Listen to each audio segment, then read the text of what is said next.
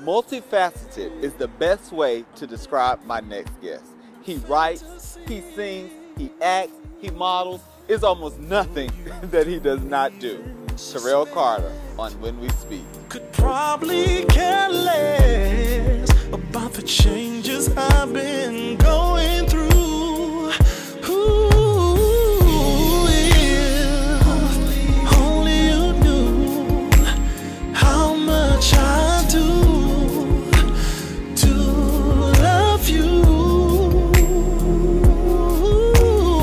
Yeah. Only you knew, baby, how much I do.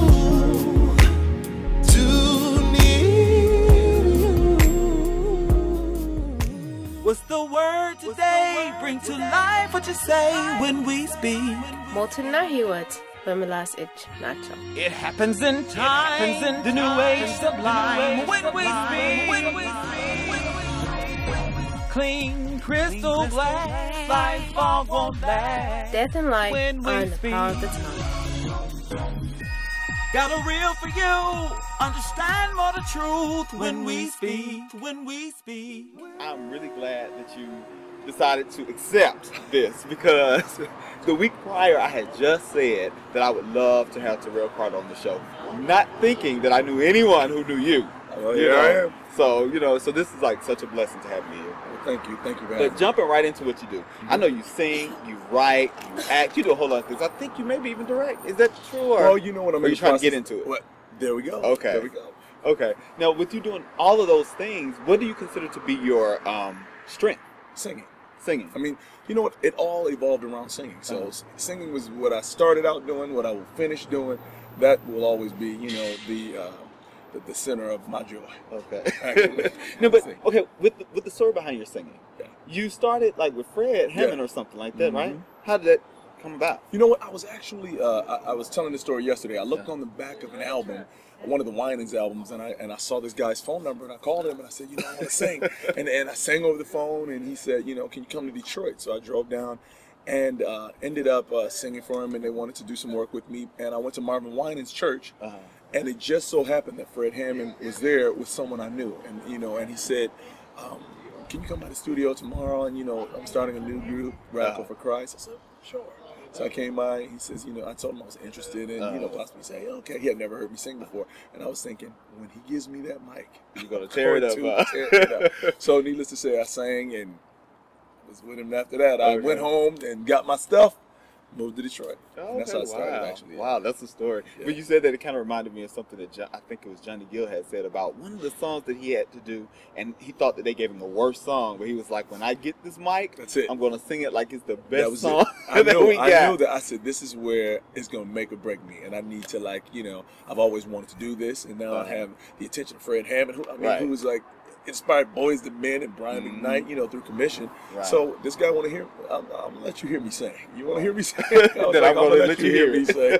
What do you want your singing to evolve into, though? You know what? I think that my singing,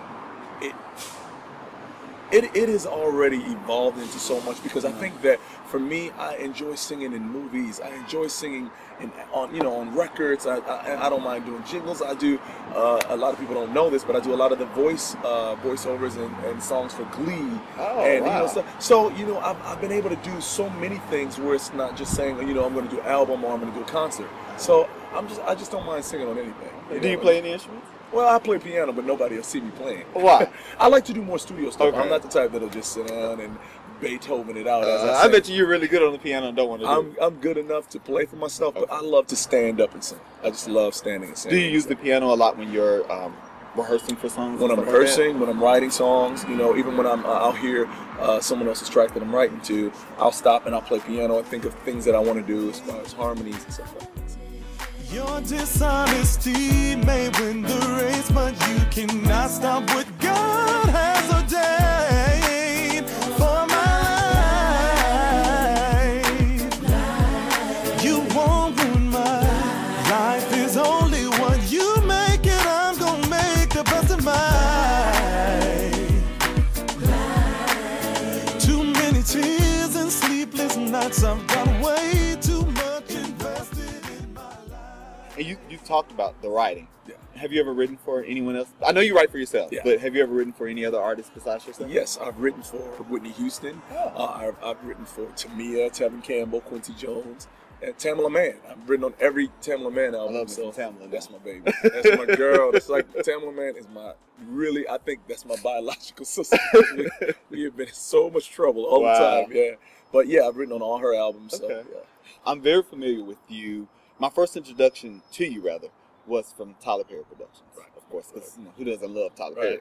But so that was my first introduction to you. And when I heard you, I said, he has a really soulful sound. Yeah. But you characterize yourself as an R&B artist. You make R&B music, though, Yeah. right? Yeah. So what is your definition of R&B music? Well, I think the music has evolved. It's not the same as it was, I think. But for me, my definition is Donny Hathaway and Stevie Wonder. I mean, to me, that soulful sound where it also has this message that goes along with it, and it's not just baby making music or love making music, but it's just the fact it's that soulful sound that goes along with that era when you had the Aretha Franklins and people like that singing the soul music, but yet at the same time, now it's a little different because what they consider R&B, it'll be a Drake song, which is totally different than a Donny Hathaway song. Right. But music evolves. Okay.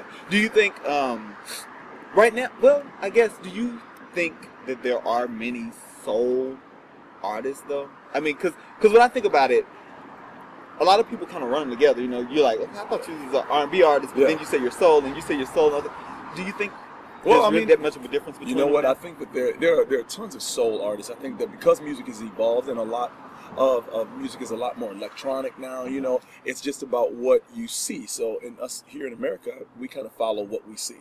So that's why you have like a lot of the dance tracks and a lot of that. And then during the India.Arie time, when she first came out, everything was, neo soul and this and all these artists that were like this. No, they're still here. It's just that music is different. So now our focus is more on the electronic David Guetta, people like that.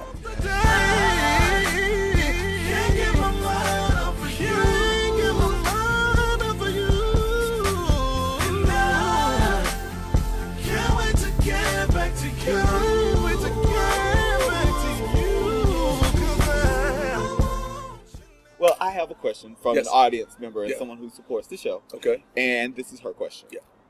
Her name is Mel, and she says, as a personal stylist, I often find it difficult to find trendy pieces for my male clients. With you being in the entertainment industry, is that also an issue for you? Not at all. Not at all. You know what's funny? People will ask me questions. They'll see shirts. They'll see things that I have. I find trendy pieces, but I will find them anywhere.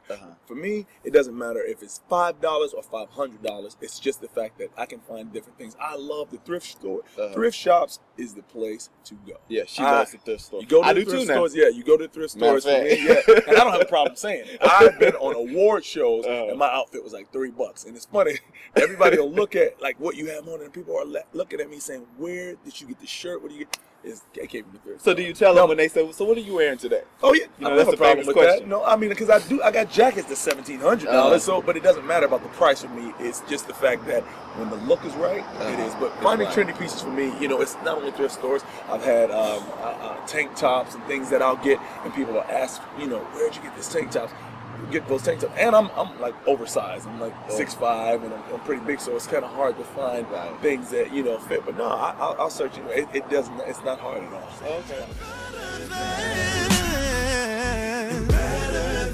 My brother treated his lady.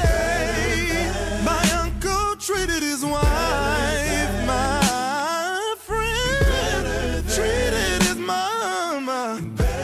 The way my daddy treated mine. Oh, baby. Jumping on your career. Yeah.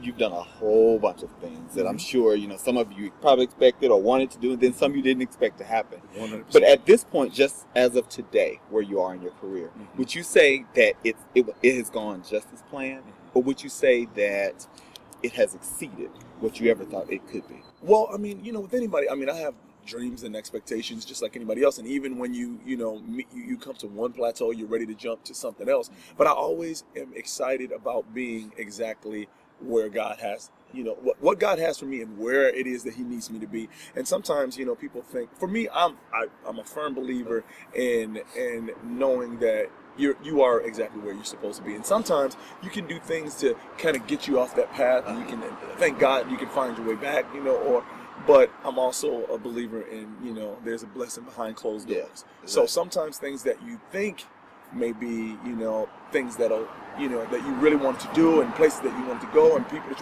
you know, there's a reason why that just wasn't for you. And then the door opens and then you say, oh, I see why. You know, so yeah, I'm excited to be exactly where I am. And the reason that I would even say that it has exceeded what I could ever dream about, I just remember being a kid at home and I would watch people like Karen Clark and, you know, Vanessa Bell Armstrong and Patti LaBelle and Stevie Wonder, and think of these people with these amazing voices and mimic them and try to, and say, that's what I want. Whatever that amazingness that they have in their voices and the way they go for it, that's what I want to train myself to do. It wasn't to be just be a singer. I just wanted to be an extraordinary. That was what I always thought about. I remember just looking at people thinking, people respond to that when Karen Clark does that, when Stevie Wonder says that, and the way they, that's how, you know, obviously. So for me, it has definitely exceeded any of my expectations, because to be able to dial Patti LaBelle on the phone and, you know, Karen Clark texting me back and forth, and we're just talking, and people like Stevie Wonder, where I'm sitting across from him, and Indy's like, oh, Stevie Terrell's over there, right? You know, and I'm thinking, these are the people that I can't believe this, you know? So, yes, it did. You know, I knew that I would probably become a singer. I had no idea that not only would I become a singer, but be respected by someone like Patti LaBelle, you know? So, it's exceeded all of my expectations. Before we go, I have one last question. Yes. If you could rule the world, what would be the first rule that you would make? If I could rule the world, what would be the first rule that I would make? Well, wait a minute. Now, let me ask this. I'm asking a question with a question. But is this just ruling the world in the natural, or would this be where I have power to do any and everything? We'll say rule the world in the natural. Okay. Rule the world in the natural. If I could rule the world in the natural, what I would actually truly make the world a melting pot. Like, my rule would be that it is, I mean, not that it's like, you know, there's so many things with separation. It's funny, and I just can say this. Being in LA and then coming to Atlanta, I've seen like the difference, where it's not that it's like, you know, black here, white here, this here, that. I just really enjoy so many different people. I just think that, you know, it wouldn't be a rule or law, but I actually would encourage, in my opinion, I think that it should just really be a lot less, you know, separation in so many different things. Because I've seen it in different places that I never, it's a little bit different, you know, than other states and stuff like that. So I guess that ain't even really a rule. So you're gonna make them. I'm gonna make y'all people. Yeah. I'm gonna make them put y'all over here, put you over there, put you over there, and we're good. Yeah, that's it. Well, you know, that's just gonna have to be my answer for that. well, I mean, it is. What you know what? I'm just curious. Then, what if it was not just in the natural? Then what would you do? Oh, that's different. Okay. You know what? I think that people that really deserve, and I think that people that deserve the things that they work so hard for, you know, and it's not just people that want to be singers and stuff, but, you know, I see like mothers that are actually, you know, hardworking mothers and single mothers that are trying, you know, so many people that I remember in my neighborhood. I would actually have them succeed a little bit more, you know, and just that word, that for some reason bugged me always, to see people that you always knew those ladies, and you're like, dang, she has the kids, and this is going on, and she's a single mom, and she works so hard, and she's a good person, she really does, you know, she believes in God, and she does her, you know, she has a relationship with God. I always want those people to succeed more. I've always wanted that. It's more than just getting a nice bonus check and she's excited about it. I just want some people where you can say, you know what, you deserve to just chill. You've done it all, you've done this, you've taken care of your kids alone, you've struggled, you've done this. You need a little bit more, and that I would change. I would change the rich-poor ratio for sure. You know, I'd even it out a whole lot more. You know, and somebody sitting with $400 million. I'm sure there's some people who's like, I'm glad he don't rule the world then. Right. Well, those ones that and then there are some who wish you did. Right. The ones that are sitting with $500 and $600 million, they don't want me to rule the world. Right. But well, Terrell, I'm so glad that you. You ain't got no more questions to ask me? No, we good. You know. But you can stay if you want to. You know, if I ruled the world, you would stay a little bit longer. But we gotta go. That's it. And like I said, thank you so much for joining me. It's been an honor, a privilege, and I look up to you as a singer. I sing a little bit. I am nowhere. Let me just go and put that out there. I am nowhere close to being the type of singer that you are. Well, I think now let me toot my own horn. I think I'm a great background singer. There you go. But I don't like being. I don't like being.